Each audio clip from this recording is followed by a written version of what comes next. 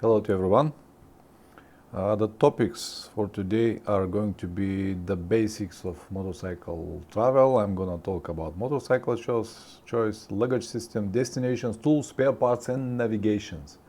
And at the end of the stream, I'm going to have this Q&A, so you can ask me questions.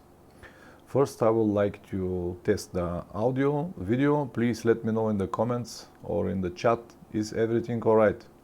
Can you see me and hear me well? Please, chat down.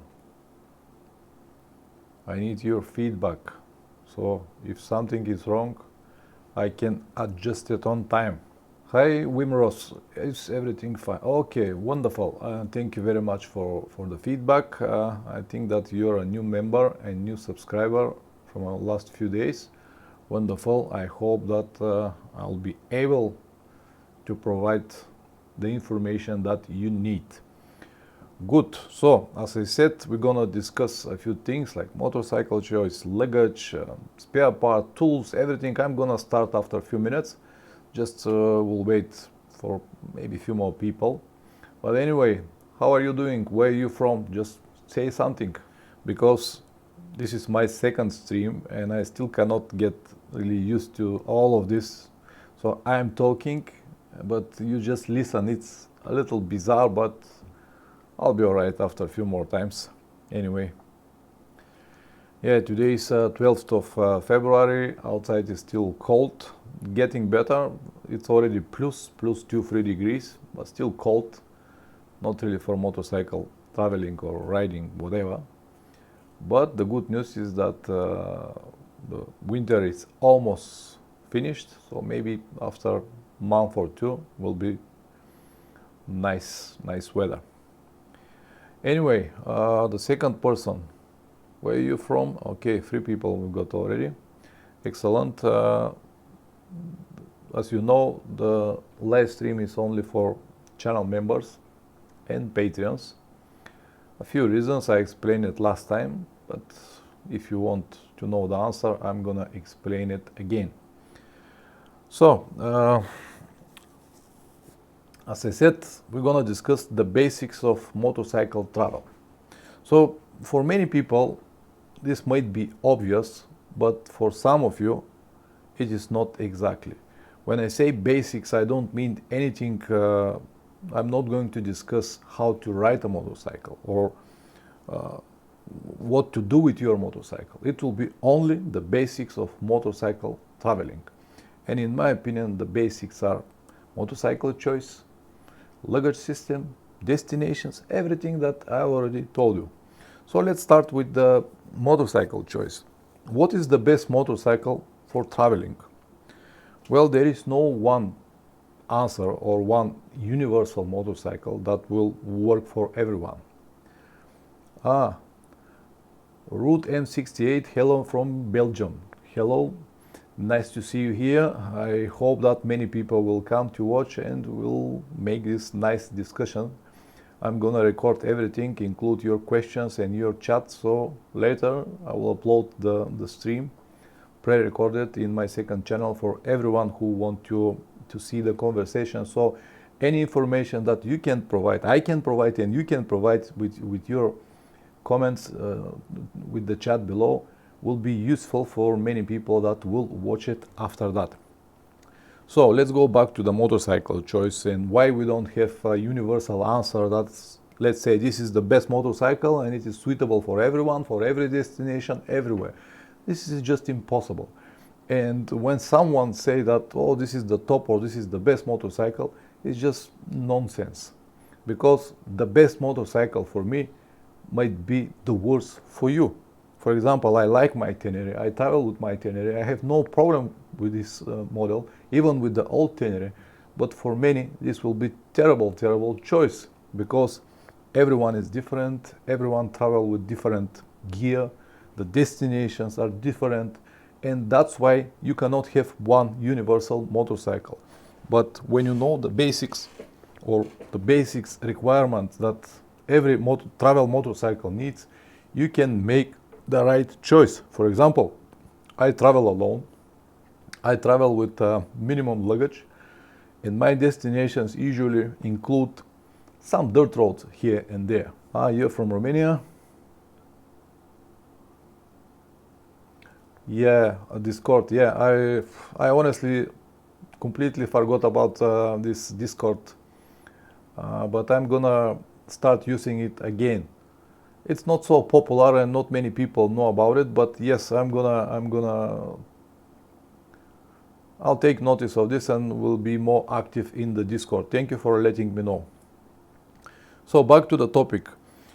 Because I travel alone, because I travel with minimum luggage, because in my destinations I always include some dirt roads here and there, not all the time, but here and there, I prefer to have a light motorcycle that will give me this opportunity to go and see some dirt road sections. But if you travel with your pillion, with your wife, girlfriend, boyfriend, whatever, if you travel with a pillion and you carry a lot of luggage, it is obvious that this Tenere is not going to be for you. So you might go with GS 1200.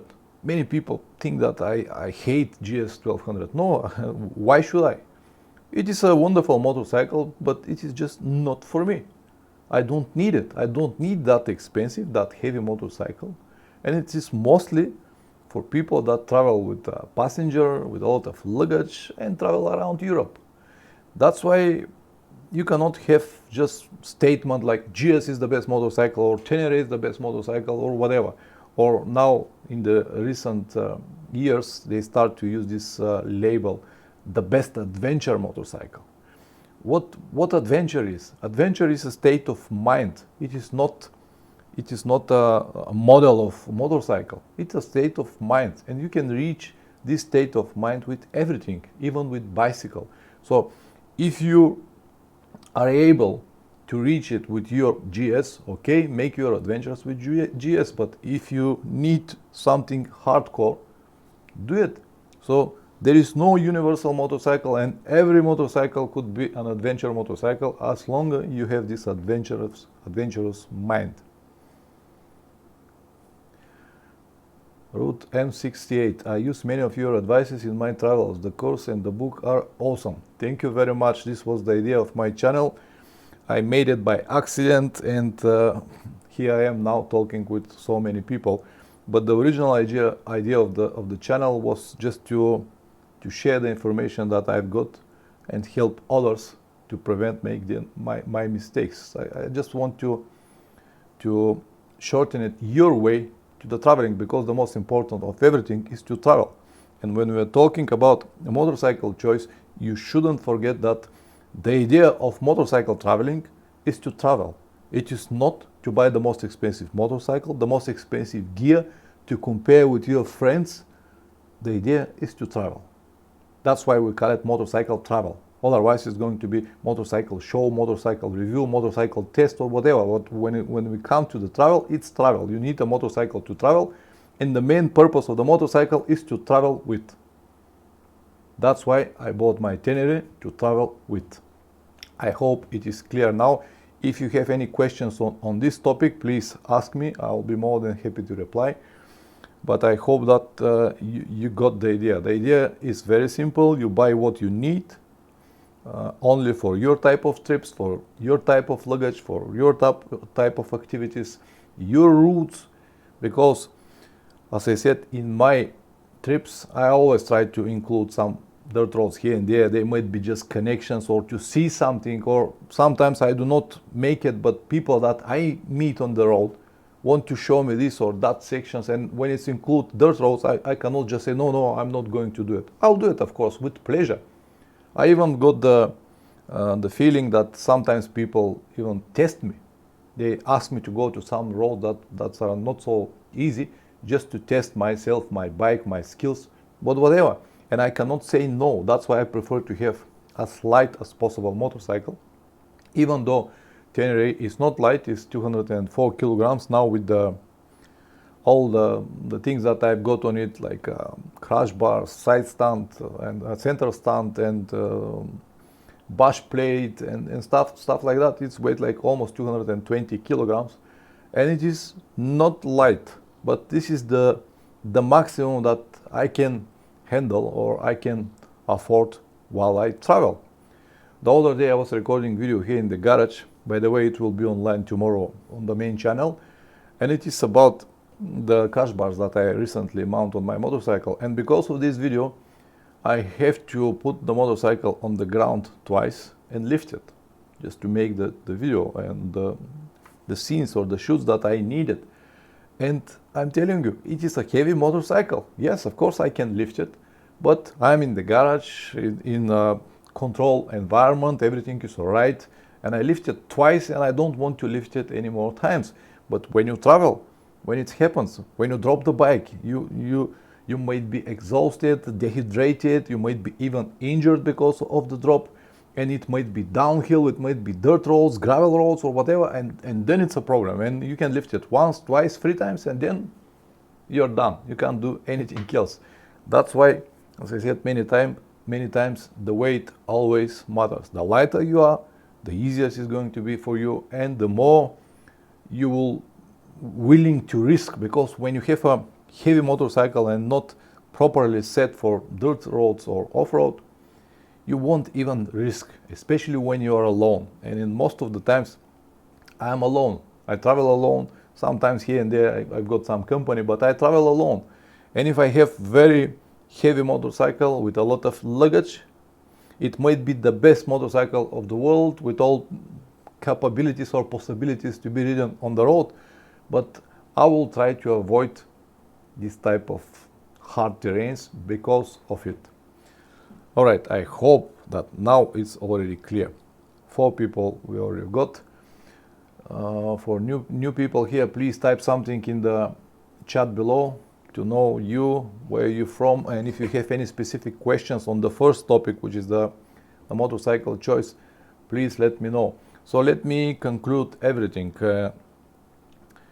You have to buy or take the motorcycle that is suitable for you, for your type of trips, for your type of activities, for your type of routes. If you travel with passenger, buy the proper motorcycle to ride it with passenger.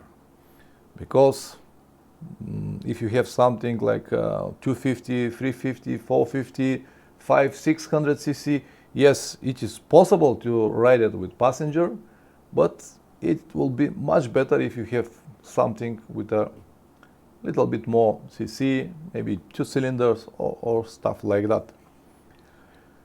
All right, the next topic was the luggage. And here we're gonna have again forever battle. Side panniers, hard panniers, or soft luggage. Which is the best? Again, there is no one universal answer.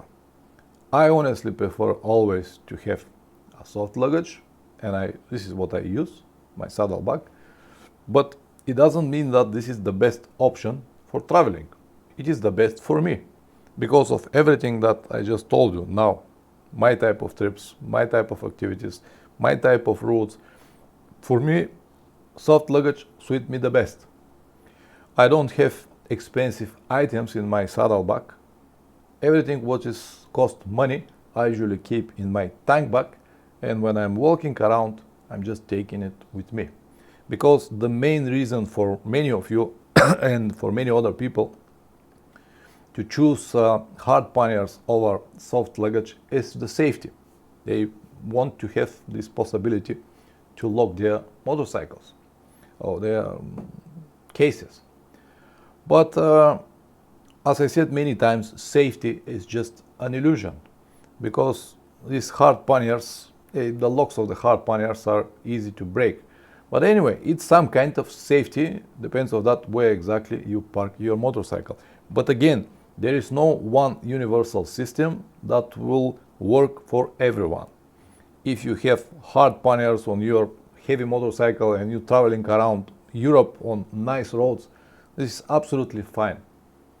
You have to be careful, of course, with the luggage, because more you load it, the more it will start to look like a bolt, and you will actually have a lot of weight on the rear wheel instead of somewhere in the middle of the bike, because the center of gravity, or the ideal center of gravity, is over there on the position with let's say if you draw a line like this, it will be on the position of your petrol tank and your engine. But when you load the motorcycle, when you have hard panniers and a lot of luggage on the back, you are actually moving the center of gravity far back, and your front became lighter. It's not that it's going to fly in the air, no, but you will partly lose your traction, and this will actually will be a problem for the handling, especially on the corners. And you can make your own experiment. You can load your panniers with everything that you plan to have on your trips and go to ride it on the twisty roads, on the dirt roads, and then remove everything and go and ride again the same roads, and you'll see how much difference you will experience. It is very different, and this is one of the reasons why I prefer to have soft luggage over hard panniers, because with the soft luggage you're somehow limited with the packs or everything that you can put in. And in my opinion, this is good. So many people found this like a downside. They said, oh, this soft pannier or this saddlebag that you got, how many liters it is? I said, yeah, it is 50 liters. And the person said, well, I have two hard panniers, one is 30, the second is 45, and I have top case 15 or 20 or 30 liters more, and then I have tank bag. I said, so yo, for me all of this is cons. I don't want to have all of this luggage with me. Yeah, but I need it because I travel for many days or whatever. But you know, I discussed this many times. But again, there is no one universal choice. My advice, based on my experience, I travel from more than 15 years. I've done hundreds of thousands of kilometers. I've been to so many different places. My advice is that soft luggage is just a very simple solution. Usually cost 1/3 of the price of the hard panniers and luggage racks and everything that you need to start riding. It is easy to change it if you don't like it. It is much lighter, easy to control the bike in any conditions. Many options are waterproof, so I cannot see any benefits of the hard panniers. Only one, what we already discussed, is that you can lock it, but this is again, it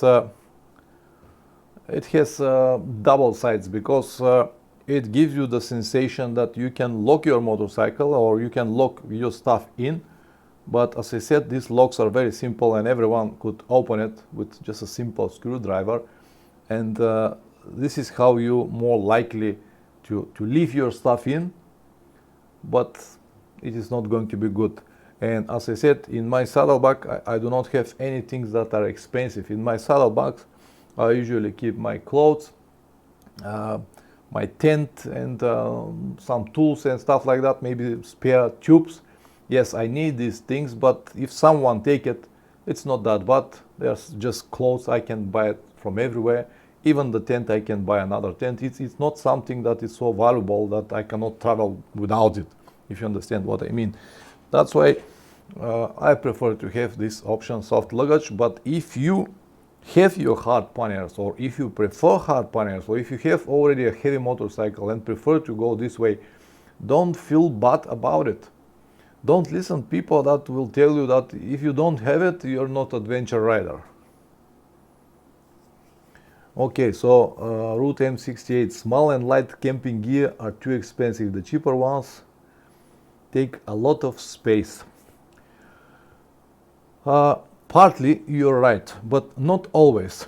The example that I can give you now is my tent that I used for many years. I don't have links to buy it, but I can show you some pictures. But my tent that I used for many years, I bought for 50 euros, probably around 7-8 years ago. 50 euros. It is not a tent for 20 euros from Decathlon, but this tent that I've got for 50 euros is made by Polish brand.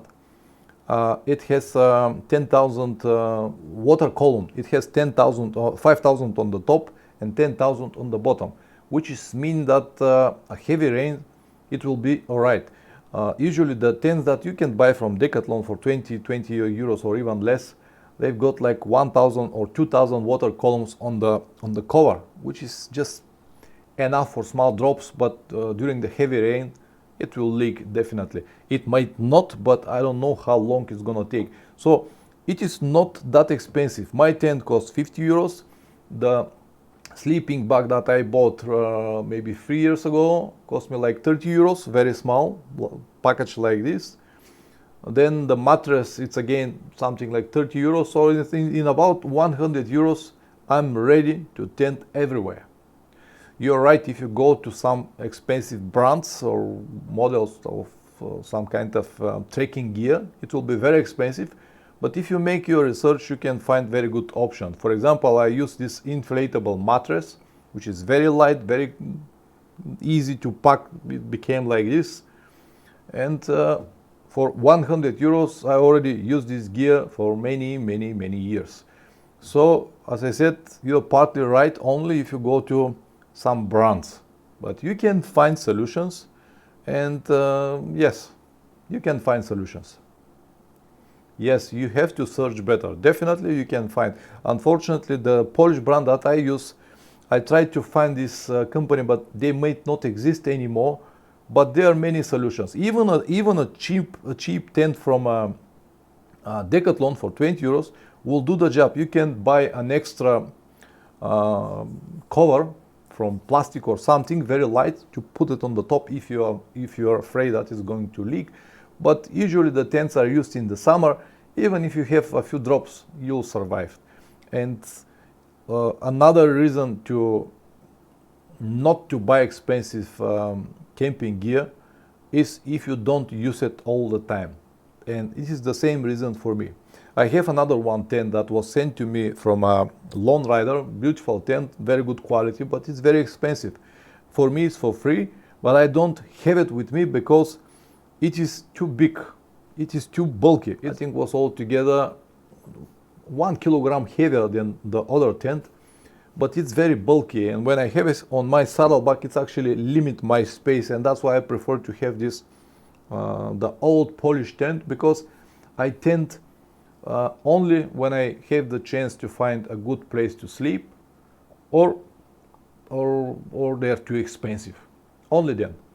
Some people prefer to tent every night or every other day and cook their food. And if you're one of these people, then you will definitely need a better tent and better gear for tenting. But for me, tenting is just the last option if I cannot find a place to sleep. I always prefer to have hotel, hostel, guest house, whatever, but to have shower, bed, power, and everything that we need when we travel. Yeah, this is about the tent. Destinations. Let's talk about destinations, because I have heard many times people asking, what is the best destination? Where to go to travel? What is the best option? Which is the best country to see, or whatever? You have to understand what is best for me could be worse or terrible for you. So I prefer to go east, to see eastern countries, to go and ride to not so organized roads, and I feel good over there. But I'm from Bulgaria. In Bulgaria, we used to this life. For me, doesn't matter. Okay, you are from Romania, you know that they are very similar, more or less the same. But I cannot tell you what is the best destination, because the best is different for everyone. For example, my best trip was around Central Asia or Pamir Highway. I enjoyed so much, and honestly, I would like to do it again, and I will do it again in the next few years, slowly, without any rush. But a friend of mine went there, the same route. He went around 2 years later after me. I even discussed with him all the details and gave him a lot of information. And he went there and he said, man, a lot of dust, terrible hotels, I will never go there again. So how someone can determine what is the best destination? Another example is that now this summer I went to Europe and Portugal. For many people, this will be a dream trip to see each one of these countries. and always to be in perfect conditions, perfect weather, nice hotels, everything just fantastic. But for me, was fine. I enjoyed the trip. I did everything that I planned to do, and everything that I planned, I completed. But when I come back, I still got this like itching to go and see something else, because it was not new for me and there were no surprises. Don't get me wrong, it is nice to have trouble-free trip and everything to go easy. I know I really like to have this type of trips, and I have it all the time, except Turkey a few years ago. But when everything is predictable, there is no joy, or there is no, I don't know, there is no adventure on it, if you like to say. So the best destination is always different for everyone.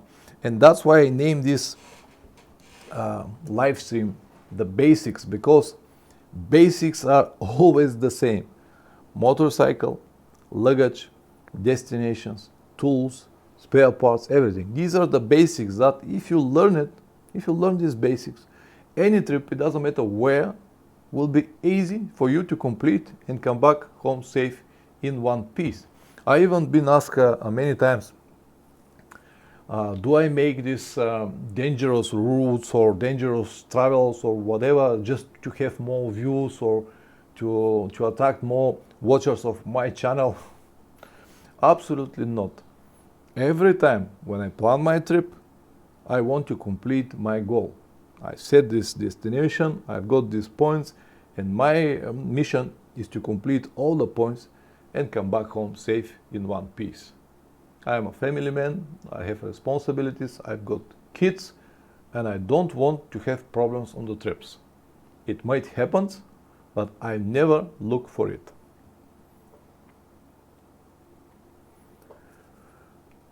I think Pavlin already went to Mongolia and Tibet. Yes, I went to Mongolia in 2017. I haven't been to Tibet, but I've been to North India, and I've seen a lot of these monasteries and Buddha's monasteries and all of these things. Yeah, I've seen them. Silk Road, yeah. Gordon Roberts, hello Gordon. Would you consider going the Silk Road for a trip? I just mentioned it a few minutes ago, but you probably wasn't here. I was on the Silk Road in 2015. I started from Berlin, Germany, went all the way back to Bulgaria. Then from Bulgaria I went to Turkey, Georgia. From Georgia I went to Azerbaijan. Then I went across the Caspian Sea by ferry. By the way, me and my riding friend Dima, we were the first people who crossed this Caspian Sea with motorcycles, with ferry. And then we rode to Turkmenistan, Uzbekistan, Tajikistan. After Tajikistan, we went to Kazakhstan. From Kazakhstan back to Russia and come back. So I did the whole stance, or the former Soviet Union countries. I did all of them in 2015. It was a fantastic trip. It was the best trip that I ever had, and I would like to do it again, because when I did it in 2015, I did it very fast for about 2 months. It was fantastic. I enjoyed it so much, but I would like to do it again with slowly, and to be able to see everything with more details. Let me continue, and I will reply this question. So I do not consider it. I already done it. Also, I've done Mongolia, and in 2018 I've done Pakistan, I've done Nepal, Bangladesh, India, north part of India. So basically I've done all the stunts except Afghanistan. So only Afghanistan I never been, but sooner or later I will be there. I hope this answers the question. So okay. I think it will be around 15,000 kilometers. Last year I did 4,000 kilometers. Okay, around the Balkans. I am very okay. I am new rider planning a trip this summer.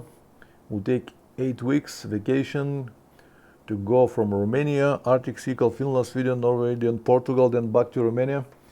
It is double in 8 weeks. Okay, yeah, the mileage looks like fair to me. 15,000 kilometers. It's around 6,000-7,000 to go to the North Cap if you like to go there, and it will have around the same back. I think you said, let me see, 8 weeks. 8 weeks. 8 weeks will be all right. Yes, this is manageable. 8 weeks will be more than enough. Kilometers, 15,000 kilometers for 8 weeks will be absolutely fine. You'll have like 300-400 kilometers per day. Yeah, the plan is good. Good luck, man. Enjoy it. Any other questions on this topic, on the luggage?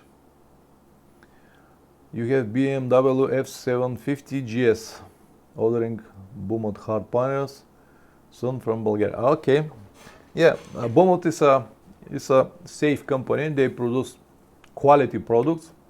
In my opinion, their stuff is too bulky and too heavy, but if you like it, why not? Are you gonna travel alone, or you have a pillion, or you'll be in a group? Well, if you are alone, if you ask me, I'll tell you, go and buy soft luggage. But if you really want to have hard panniers, I think that 35 liters are more than enough. You don't need more, but I don't know. This GS750, it's not that big motorcycle. And when you put on the back these big hard panniers, I know Beaumont panniers, they are very big and bulky and with sharp corners. It will look terrible, it will handle terrible, and when you load it, it will be disaster. But again, this is my opinion. If you really want to, use it. You can easily go with just simple duffel bag on your rear seat. Again, the choice is yours. All the decisions will be yours, and the possible consequences after that also will be yours. I'm alright, I have my soft luggage, but if you prefer to have these hard panniers, go for it. Beaumont is serious company, everything is going to be alright. But at least take not so big. Alright. Destinations. Something important about the destinations. When we discuss what is the best destination, anytime. When we discuss the best destination, something very important is to know in advance where you're going, or to have a plan. I discussed this many times on the channel, how important is to have a plan, and I have listened people saying all the time, oh, I prefer to travel without any plans. When you have a plan, it is not an adventure. I just take the bike and ride. These people cannot understand that if you do not have any plans, you will run out of petrol. You will stay without any food, your water will finish, and eventually you will stop riding. No, I know where the petrol station is, I'll take water from there, I can eat there. When you know where to have your petrol and your food, this is already a plan. So to travel without any plan, it's impossible, unless you're just circling around your home until it's get time to go back home. But when you have vacation once per year, like most of the people have got like holiday, and they've got like 2-3 weeks vacation or 1 month, you cannot go without plans, because you will wasting your time. It is very important to have plan. And if you travel without any plans, what you will do if you get a nice road and after 2 kilometers this road finish and convert to dirt road, and you're not ready to ride on the dirt roads? What you gonna do without the plans? Go back? Or that's why it's so important to have a plan. And when you have a plan, you will know, okay, this is my trip. As you said, you go to see the Arctic Circle, it will be 8 weeks, you will cross these countries. This is already a plan.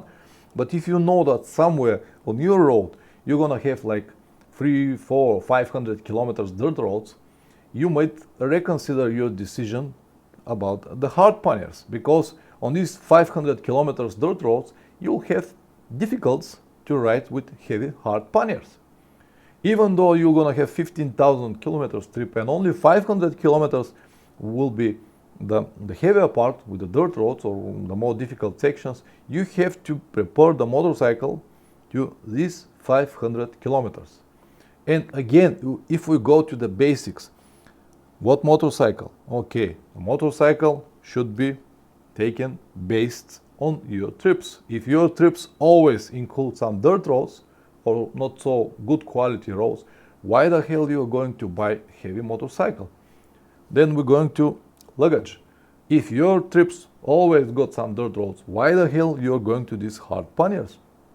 If always you stay on the road, okay, if you know that you will always stay on the road, okay, I understand, you can buy heavy motorcycle, you can load it like your home, you can put your home inside, kitchen, sink, everything. But when you know the basics, that's why we discuss the basics now. When you know the basics, the rest is easy, and the questions are not that much, and the answers are coming easy. Destinations, luggage systems, what? Okay, let's now say a few words about the tools, because this is also something important, very important, and might be critical for your trips. What kind of tools to have? And here again, I've seen many people taking just too much or unnecessary tools that they cannot use. You have a question about security, or you're talking that you have hard panniers because of the security? Topic to discuss. Okay, let me finish with this, and then we're gonna talk about security. Okay, I'll talk about it. Security. Let me write a note here. Security. Okay. So when you have your tools, they need to be, or what I've seen, people taking too much tools and they cannot use it. So it is pointless to have tools to make a overhaul of your engine, because you cannot make it on the road. When something really serious happening with your motorcycle, you're gonna need garage anyway. And when you need a garage, when you find a garage, you don't need the tools. So the tools are again basic tools, like everything that I told you already. Basic tools to change your spark plug, to change your oil, eventually to change your tubes or your tires. Basic tools. You don't need to carry everything, because as I said, I've seen people got like these big wrenches with big boxes and everything with a lot of tools, especially if you have new motorcycle. And it is not unusual to see, let's say, big adventure motorcycle, big panniers, a lot of luggage, and on the rear side, big box like this, metal box, welded to the luggage rack, probably weighs around 5 kilograms with tools. What you gonna do with these tools? Are you able to use the tools? Do you have any mechanical skills to use the tools? And most of the times, these tools will be just pointless. If you're lucky, you'll go and finish your trip and come back without any problems. If you're not lucky, the tools, I don't think that they will help much. So basic tools mean spark plug, tires, oil changes. That's it, no more. And they are usually like small package like that, no more than 1 kilogram, you'll have everything else. Tire brake levers, they are big, you can attach it to the bike, as I did it on my motorcycle, they are tied on the bike. And something very important, when you have your tool set already prepared, go again and check everything. Check all of the bolts that you have on the things that I mentioned, like oil change, tire changes, tube changes, or spark plug. Just check the tools that you've got, and if they are correct, package it light and hide it somewhere. The best option will be to have it on the bike all the time. Mine are staying under the seat, but you can have it in the small box somewhere, whatever you find the place, but just keep it there, and you'll be, in the case you need it, you'll be always there. Because sometimes I ride around my home here, let's say, for example, and I might have a small, very small technical problem that requires, let's say, a number 10 wrench. But if I don't have it, this is a problem. It weighs nothing, but I don't have it, and I cannot fix the problem. Or you might be on the trip, but you decided to drop your luggage in the hotel room and go and see something else. And then you have a small technical problem and you don't have the key or screwdriver that you needed. That's why it's good to have it on the bike always, and only the tools that you might need and you can use. As I said, you cannot make overhaul on your motorcycle when you're on the road. I hope that the tools is clear now. If you have any questions about the tools, please let me know now in the comments and I will try to answer it. And now I'm going to discuss about safety, security in general, bike safety, where to park, how to lock, and etc. Okay, first of all, safety is just an illusion. There is no such a thing like 100% safety. It doesn't matter what you have done, how many alarm systems or chains or locks or whatever you have, safety is just an illusion. You cannot have 100% safety. It is impossible. The best safety system or the best prevention in terms of security, safety, that is you. You're the man that you know where you park your motorcycle, you know how you lock it, you know where the chances to have problems are. So if you have just a basic knowledge on that topic, and you'll be all right. Let me try to explain to you once again because it sounds a little confusing. For example, the motorcycle could be stolen very easy. It's not a car, it's very light. Even if the person cannot start the engine, because most of the new motorcycles, they comes with immobilizers. So even if the person cannot start your engine, so they can just push it somewhere, load it on the truck or just on the next street and move it and take it. So don't rely only on this that your motorcycle got immobilizer, or don't try to find some kind of solutions or extra cables to make this impossible to have ignition or stuff like that, because it is just pointless. You have to think about some kind of hardware, not software, hardware. When I said do not use software, it is the same for alarm systems. They are fine, they might be very helpful if you're nearby and you can hear your motorcycle. But again, alarms could be this alarm very easy. They can be removed very easy. And usually if you park on a big loud street, no one will even listen to your motorcycle. So for me, the best option is always to have some kind of hardware. The best of everything is to have chain, to chain your motorcycle for something, but while you travel, the chains are very heavy and it is not an option, at least for me. I have a disc lock, a small disc lock from Abus. I'm gonna link it later in the recorded stream. And I use this disc lock only when I have some doubts, when I don't really like the place or when I'm not around my motorcycle. It weighs nothing, like 300-400 grams, and I can lock it on my front disc or on the rear disc, whatever is better at the moment. And this will stop and prevent someone to just push my motorcycle and load it somewhere.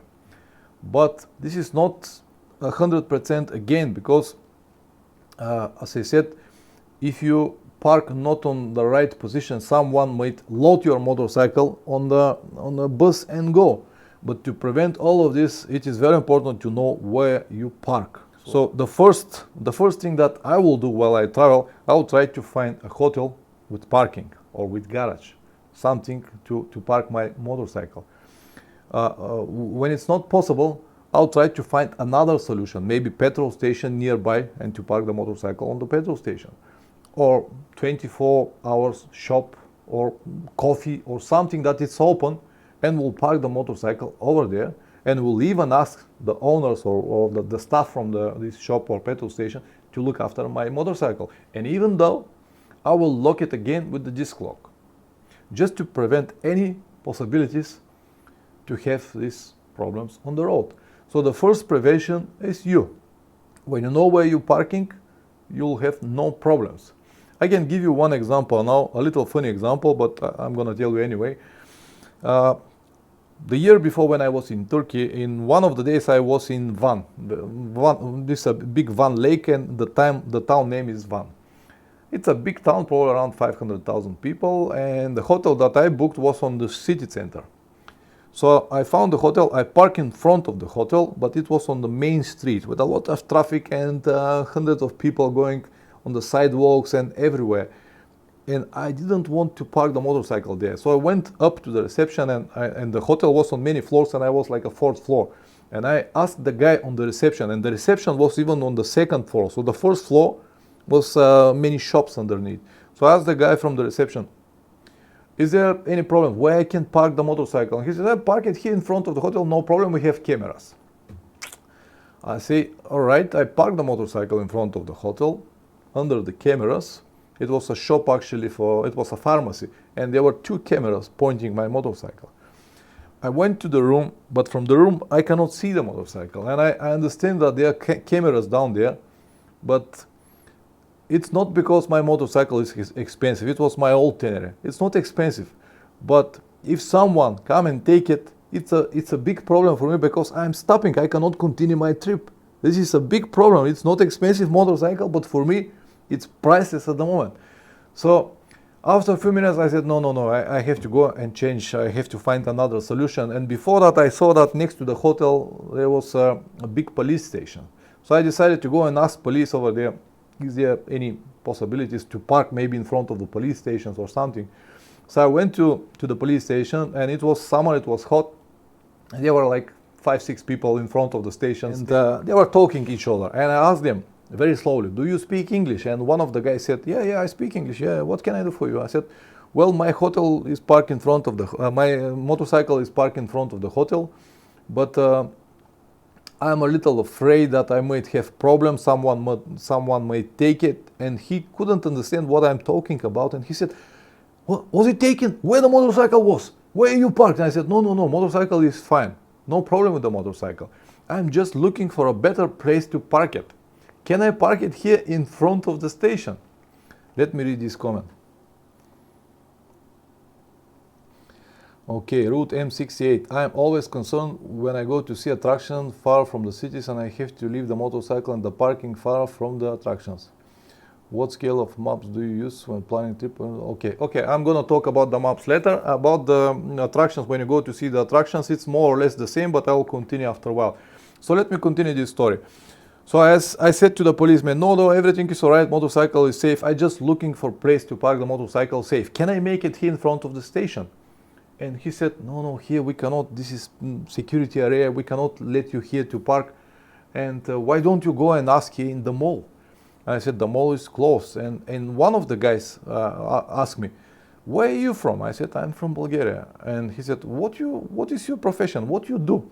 And I know that I look like policeman, and that's why I lied to him. I said, I'm policeman. He said, oh, really? You're a colleague from Bulgaria? I said, yes, I'm a colleague from Bulgaria. And he asked me, what profile you've got? I'm a criminal police in Bulgaria. I said, oh, you're a colleague of ours. Of course. This parking of the mall doesn't work, but I'll come with you. We'll go together and ask the security so you can park your motorcycle there. And so another one colleague of his joined us. So 3 people, me and 2 policemen, we walked to this mall and asked the security to park the motorcycle. And the policeman said, oh, this is colleague from Bulgaria. Is it possible to park the motorcycle here? And the guy from the mall said, yeah, absolutely, no problem, free of charge, you can park it here because he's your colleague, no problem. But the problem was that this mall was open at 9 o'clock in the morning, and I wanted to start very early, so I forgot this. I said, forget about this idea, let's find another parking. And then with these 2 policemen, we walked around the neighborhood and looking for solutions, and we found another one, big open parking, without any bars, without any barriers, just open space without people. And they said, you can park here, there are cameras here. I said, well, there are cameras in front of my hotel as well. I don't want cameras, I want someone to look after my motorcycle. So on the way back to the hotel, I said to them, okay, that's it, I don't want to waste your time anymore. Let's go back to the hotel. But just before we reach my hotel, I saw another one, very luxury hotel, with a beautiful parking area, with bars, with barriers, everything. And a lot of Harley Davidson were already parked in front of this hotel. So I asked the policeman, can you ask the reception to park my motorcycle here? And he said, yeah, absolutely, no problem. He went inside and said to the reception, oh, I'm a policeman, this is a colleague from Bulgaria. He's looking to park a motorcycle. Is it possible to make it here? And the receptionist, of course, said, yeah, absolutely, no problem, bring the bike here. So my motorcycle was parked in front of this luxury hotel with all Harley Davidson over there, on a safe place, cameras, guards, everything. So this is just one, I'm telling you this story just because this is one of the solutions that you can make. You can always find a place to park your motorcycle. Yeah, I do look like policeman. I know. In all of my life, every time when people don't know me, they have two options, policeman or criminal. There's no other options. No one even told that I'm a doctor. Always the same, policemen, special forces, or or criminal. That's it. Always the same. So let me answer, Gordon, your question about the when you want to see the attractions. More or less, it is the same story. Every time when you want to see attraction, you go there. Okay, usually they've got the big parkings, coffees, restaurants. What I usually do, I go there and park the motorcycle in front of a big coffee with many people, or restaurant, or shop. Take the things that are precious for me, like my tank bag, for example. All of my camera gear is inside. Usually on my jacket I keep my wallet and my telephone. So on the bike I've got only my saddlebag, which is not a problem to be taken anyway. But even so, I will stop in front of this restaurant or coffee and ask the people to look after my motorcycle. It is always work, always. If for some kind of reason you go to attraction without any of this, you can always find a place nearby. But I will never leave it like that, unattended, without even have an idea who is going to take it. So again, it will take a little bit time, a little bit of preparation, but the preparation is the key to success. So if you park on the proper places, you wouldn't have any problems. Now, for example, this summer I went to, I don't know how many places, how many attractions, and how many things I saw. And every time, not only these trips, on all of my trips, I always use these techniques, and it always works. Always, without any exceptions. Find a proper place to park it with people around, lock your disc, and that's it. You'll be all right. I hope I answered the question. Now, to the second question, what scales of maps do you use when planning a trip? Okay, let me show you.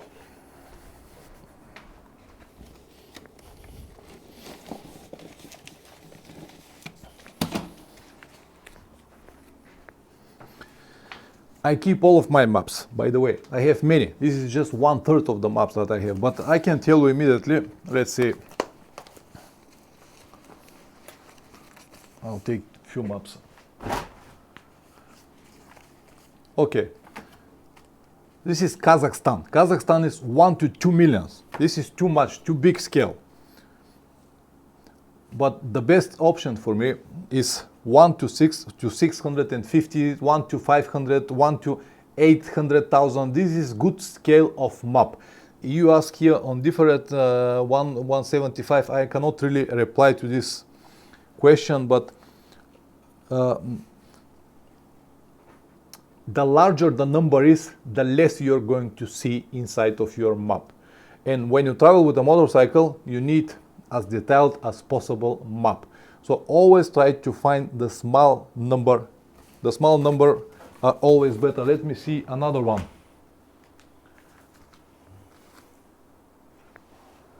Okay, Spain, Portugal. This is 1 to 900,000. This is okay, but less is always better. Portugal itself, 1 to 350,000. This is the best option because you can't really see it now. You can't really see it now on this camera. But when you have small numbers, you basically have this. Even now you can see the roads from the camera. You see? Very detailed. And let me show you now another one. Kazakhstan, 1 to 2 million, which is 4 times more.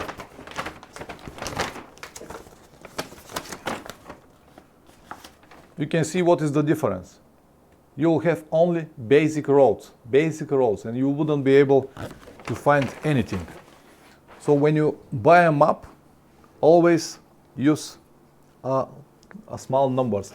Let me tell you a good website for maps that I use. These maps are always buying from the same place.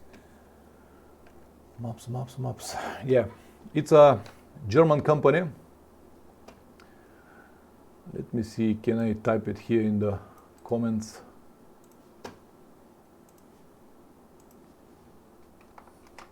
Yeah, okay, I did it. This is the website. I type it in the chat. This is a German company. They ship everywhere around Europe. The maps are good quality. Usually good quality paper map costs around 10 euros. but they are made from very nice paper. It's not really like paper, it's something between paper and plastic. They are not really easy to break.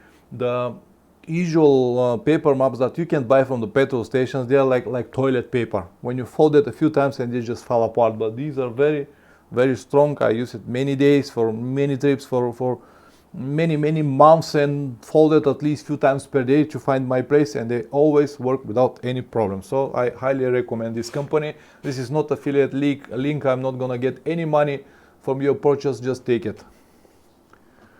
Okay, V, I need to go. Okay, thank you very much for coming. I hope that I answered your questions, and yeah, see you again.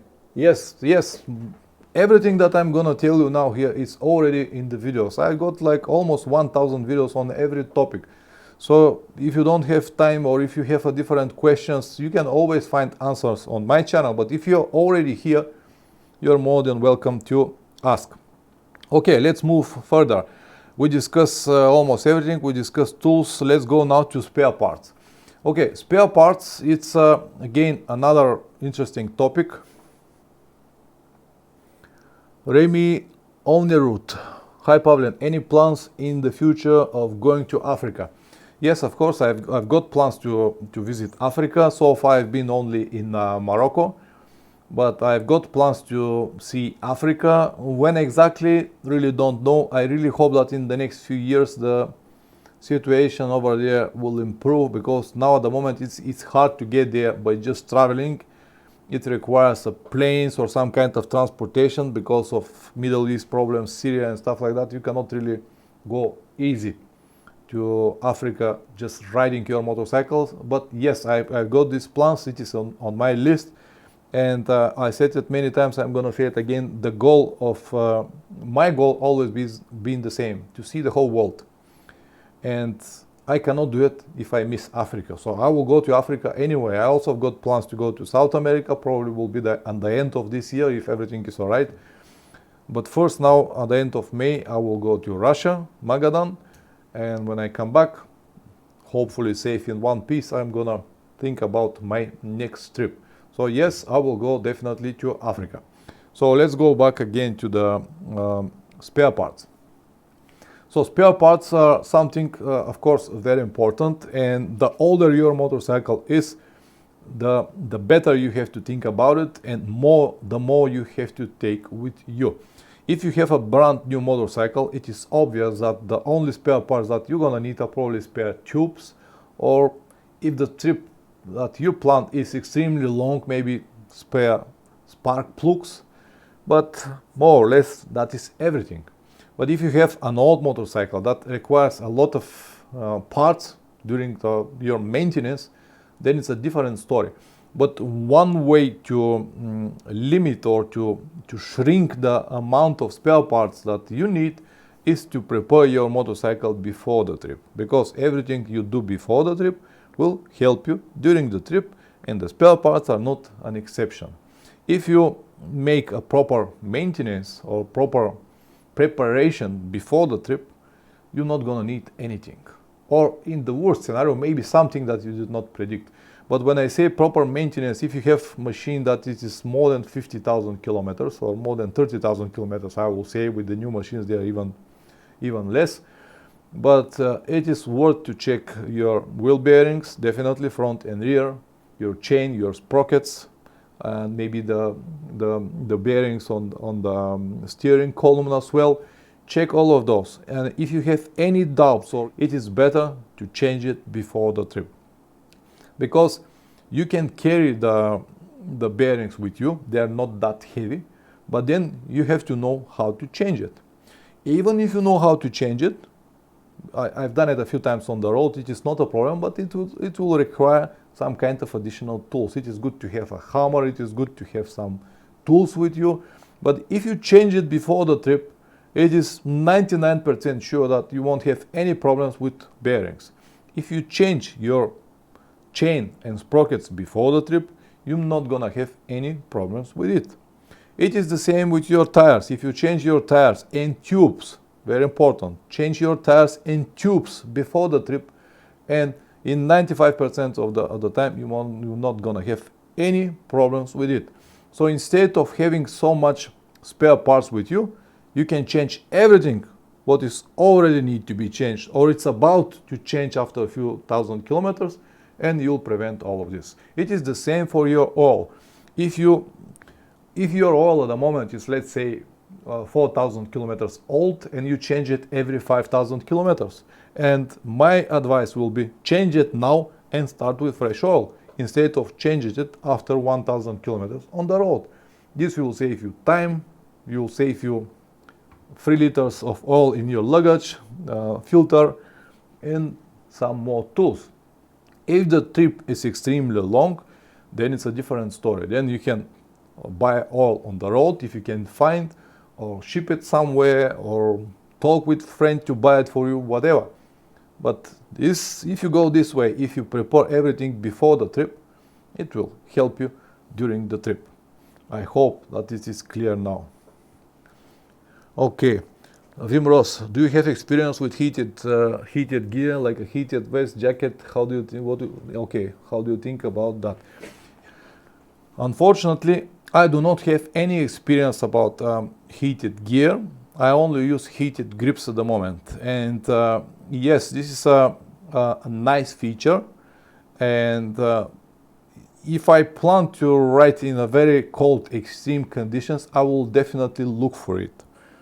But again, it's some kind of additional gadget that I have to think about, and it's not really something that I would like to have unless I plan a trip to extremely cold areas.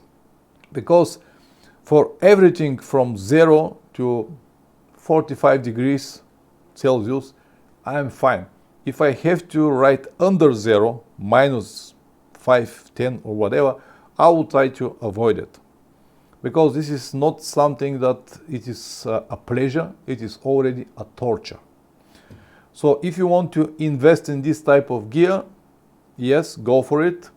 It will be nice even to have it when outside is 10 or 15 degrees, to have underneath, let's say, this heated vest. Yes, definitely will be nice. But again, you have to think about cable, way to charge it. If it's with batteries, okay, but then the batteries need to be charged. So this is not something that I'm really interested in. I recently saw that Revit sell gloves with batteries, heated gloves. This might be a good option, but when I have a heated grips, I don't really need heated gloves. So again, you might like it. If you need it, if you find it useful, why not? It's just another thing that I need to have in my luggage, another thing that I have to think about it, cables or batteries, whatever, and I prefer not to have it. And on the question why I don't ride in the winter, because it is not fun anymore. Even if it's not snowing, just cold, the asphalt is different. There is no traction anymore. You cannot twist, like, it's just pointless to me. If I have to do it, I will, but otherwise not. Route MC6, I use heated gloves because I've got 2 motorcycles and it's easier. It wasn't the case, I'll go with heated grips. Okay, I understand. I also got 2 motorcycles and I've got heated grips on both of them.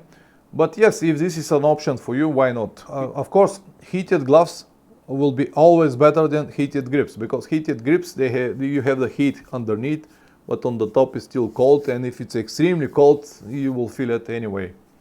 But whatever works for you. So you're living in Belgium, but you're from Brazil. Yeah, thank you very much. I will definitely need information about Brazil once I decided to go to South America. Brazil is a country that most of the people miss. They just go around, but I really want to see it, so I will definitely contact you once I decided to go there. Yeah, thank you very much for this. Okay, we talk spare parts, and the last point that I would like to discuss now in this live stream is navigation. Navigation is a big what I have to say, not big, it's important moment for motorcycle traveling, and you can navigate yourself by maps, paper maps, GPS, proper GPS unit or navigation unit, or your telephone. These are the 3. There is actually another one, 4, by just watching the signs and read the signs on the road, which I usually do. But All of these different options will require some skills. Even a simple GPS unit or navigation unit will need some, or you will need some time to know how to use it. It's not like to take it, mount it on your motorcycle and you're good to go. No, you will need some practice with it. So whatever system you decide to go, you always have to be sure that you know how to use it. And to know how to use your GPS unit is not only to follow the directions. This is the easiest part, but you have to know how to mount it on your motorcycle, how to charge it on your motorcycle, how to change different maps on it, how to find everything what you need, what are the settings, how to avoid highways. All of this requires some knowledge, and it is better to have it before you start your trip. So what is the best system? Paper maps, GPS unit, telephone, or just read the signs or watch the signs? All of these systems works, and for everyone will be different. I honestly prefer to travel with the paper maps.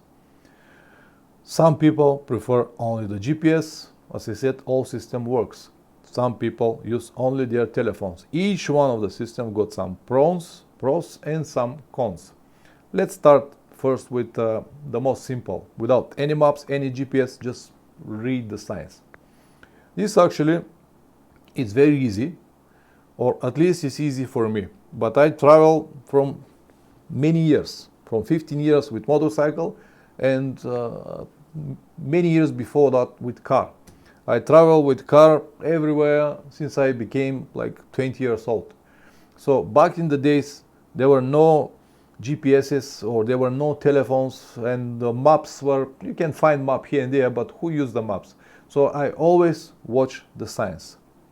And I remember when I was the first time in Germany, it was 1999, and every time when I need to go somewhere around Germany, I need a map. So I always was buying a big paper maps, and on these maps I try to learn the places that I need to go. And then on a different list, usually what I was doing is just writing the names of the towns. Let's say I go from Berlin, and the next is Prague, the next is Bratislava, then is the next, and I just writing the big names or the big capitals or the points on my map, and I have it on the list. And when I was driving the car or later riding the motorcycle, I just look on my list and said, okay, after Berlin I need to go to Prague, after Prague I need to go to Bratislava, and I just follow the signs. When I see after Berlin, I'll see Prague 350 kilometers, then Prague 250 kilometers. For Prague, go right, for Prague, go left, and I just follow the signs. It's that simple. It's that simple. And when I travel around Europe, I almost never use anything. I just follow the signs. So this is the easiest way. Some people are afraid to do it because they might make a mistake. Yes, you might make a mistake, but you can make a mistake with the GPS as well. In fact, I've done a few times very terrible mistakes, and I got lost, but it was always with the GPS, never with the signs. One of the problems with signs is when you enter the cities. If you travel around Europe, the cities are usually very well organized, and there are signs everywhere. Even if you are in the town, there will be signs. Let's go to Dresden, go to Frankfurt, or go whatever. There will be signs even in the towns. But when you go to small towns or villages or East Europe, the signs are usually disappear, or sometimes they are confusing, and then it might be a problem to find the right direction. For that scenario, if this happens, I usually ask people, and they will guide me. So this is the first option, just to follow the signs on the road, and it will be all right. And every time when you have a problem, you can stop and ask. The second option will be to have a paper map. This is again the option that I prefer. The biggest con of the paper maps is that once you enter the city, you don't have a proper directions. Back in the days when the GPS are not existing, every time when I enter to a big town or city, I was going again to the first petrol station and I was buying a paper map for that town. And then I open it and try to see everything, what I need, where to go and stuff like that. For example, the map of Berlin was like a small book, like 100 pages. So because Berlin is a big city, so you have to open to the specific page. There were numbers to guide where to go and what to look. And this is how I was start to guiding myself in 1999 in Berlin. But this was the only option back in the days. When the GPSs came later, it was much easier. But again, you can make a terrible mistake even with the GPS. That's why it's not so. So paper maps, a perfect solution when you plan to visit just one country or a few countries. Then you can buy the paper maps in advance, what I do usually. Sit at home, make a proper routes, what I do usually. Plan everything in advance, then fold it, put it on my tank bag, and when I reach the country, I open it, have it, and start riding, follow the directions. When I have the map in front of me all the time on my tank bag, I check it every few minutes, and then I check the signs. Okay, I need to go Berlin, Berlin is there, or I need to go to Oslo, Oslo is there, whatever. Paper map, signs, paper map, signs. So these are like first two options. I use it all the time. And it is very, very difficult to make a mistake. And finally, when I go to the a town or city or village and need specific address, then I will need the third option, which will be GPS unit if you have, or my telephone with Google Maps to bring me there. So let's now discuss the third option, which is GPS. GPS is a fantastic option. Many people use it, and it is probably the most easier option, or the easiest option from all of them. Or maybe the telephone is easier than GPS, but anyway, GPS, you have to just have a proper mounting system on your motorcycle, charging, and you're fine. You're good to go. You just add the address that you need, the town that you need, and you're good to go. You can plan even the whole route from your country to the end of the day. You can plan every day. You can do everything. And the only thing that you have to be sure that you have is a battery on your GPS unit to charge it properly, and a finger to press and go. That's it. But this is somehow, for me at least, kill the whole experience. That's me, of course. You don't need to be like me, but I prefer to play this game, to find the place, go to the next, see on the map.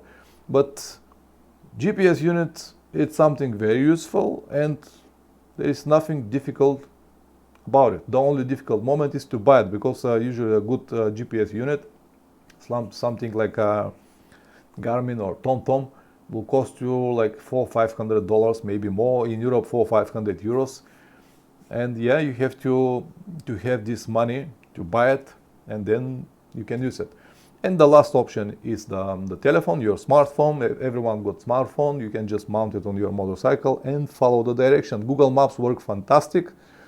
And honestly, when it comes to the navigation, I prefer to use the telephone instead of proper GPS unit. The telephones work very well. Google Maps is very clear. Even if you make a mistake with the names, it will correct you, which is not the case with GPS units. This is one of the problems with GPS units. When you have your proper GPS, even that you paid 500 euros for it, you have to know how exactly the town or the address is written in the system. If you don't know how, you cannot find it. If, for example, in your GPS system, my town Varna is written with W, Varna, instead with just V, you wouldn't be able to find it, because the system cannot recognize what you're typing. Just a moment. Route 86, I use my phone and I always have a paper map as a backup. Wonderful, this is exactly what I do. I use my paper map, and when I finally need an address, I just take my phone. I actually got another one telephone exactly for that purpose. It is blank, it has nothing on it, only Google Maps. Even without any internet, the day before I download offline maps of the area that I plan to go, and this is what I have. And usually these telephones stay on my dashboard or in my tank bag, but it is off, and when I need it, I can turn it on, see, go to find the address, and that's it. And it's eliminate the problem with the high expensive GPS unit, proper mounting system, and every time when you are not on the bike, you have to think about the GPS unit. It is very easy to forget it on the motorcycle, and this might cost you a lot of money. So all of this is somehow, how I have to say, critical. So paper map, or first signs, second paper maps, then GPS unit, then telephone. one of these four options will definitely work for you. It is not really good idea to have only one telephone, for your social media, everything, and for GPS as well, because they overheat very easy, and usually they overheat and stop when you need them the most. I can tell you one story. When I was in India a few years ago, I need to meet a guy in Delhi. I just reached Delhi. I watched the signs and everything was okay. I know. By the way, I did the whole South Asia trip. I mean, Pakistan, India, Nepal, and Bangladesh, like 20,000 kilometers. I did it only with paper maps, and I did not get lost, never ever. The only moments when I used my telephone was in the big towns. And you can imagine what are the roads and the conditions in those countries. It's just terrible. The signs are not clear, but even so, with the paper maps, I was absolutely fine everywhere without any problems. So let's go back to Delhi. So I used the paper map, and when I reached Delhi, I took my telephone, just put it on the bike, and set the address and went there. But it was so hot. It was like 45 degrees. And I was just in one very busy junction, and I was looking on the GPS where will bring me all of this traffic. And in the most important moment, the GPS said, overheated, and stop. Oh, fuck. So I stopped, removed the telephone, shake it like this. It was so hot. I stayed on the shade and wait like 15 minutes before the telephone was active again. So when the telephone was active again, I set it again, put it on the bike, start riding, and after 10 minutes the same story. So instead of traveling like 30 minutes, it took me like 1 hour and 30 minutes before I get to the final address and finally found the guy that I was looking. But this is just one of the examples. Another example is if your telephone is not waterproof, then every time when it starts raining, you have to remove it. So if you plan to use a telephone for navigation, make sure that you have a spare telephone with you. Do you have to charge similar cards for different countries? Do you have to change similar cards for different countries? What do you mean? You mean SIM cards for telephones, or what you talking? What is your question? I cannot really get it. Gordon, please make more specific. If you ask about SIM cards with telephone cards in different countries, I will reply on this. Oh, 1 hour and 30 minutes. Good. SIM cards for phone.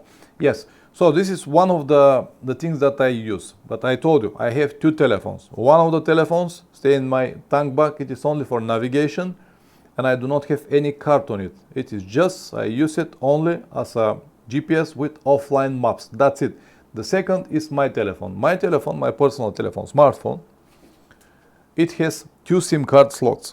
And in these two SIM card slots, on the first I keep one of my telephone, which I use in my country, and the second is empty. And for example, when I reach the country that I plan to stay longer, I just buy a local SIM card, put it there with internet, and everything is okay. It's fantastic. When you travel around Europe, it's all fine because I'm from Europe. I don't need to change anything. I don't need to buy anything. But once I cross these borders, let's say, for example, this year I plan to go to Russia. As soon as I entered Russia, I'll go in the first shop and buy a SIM card, Russian SIM card with internet, plug it on my telephone, and that's it. I will turn off my Bulgarian card, and that's it until I got back. Let me tell you a funny story. A few years ago, I went to Russia again. So I entered Russia and I went to the first mobile shop to buy a SIM card. I bought a SIM card with internet. It was like 10 gigabytes of internet. And the lady behind the counter said, "Let me explain you about the roaming." I said, "No, I don't need roaming. I plan to use the card only in Russia." And she said, "We have roaming in Russia because it's a big country. Every 2,000 kilometers, there were different plans, different roaming. So more you ride east, the expensive is going to be, but because it's just big country."